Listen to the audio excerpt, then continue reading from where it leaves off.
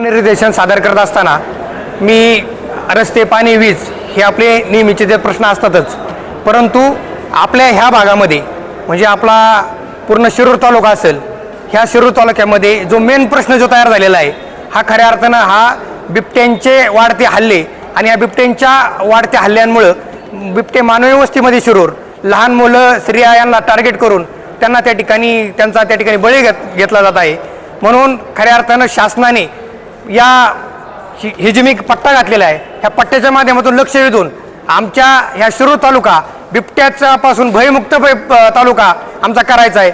आणि यासाठी मी माझा नामनिर्देशन अर्ज सादर केल्यानंतर, मी निवडून आल्यानंतर मी या प्रश्नावर सातत्याने आवाज उठून जोपर्यंत हा प्रश्न मिटत नाही तोपर्यंत मी ह्या गोष्टीचा पाठपुरावा केल्याशिवाय राहणार नाही. आणि हा जो आहे हा आपल्या सर्वांचा जिव्हाळ्याचा असणारा शेतकऱ्यांचा प्रश्न, हा कांद्याचा प्रश्न.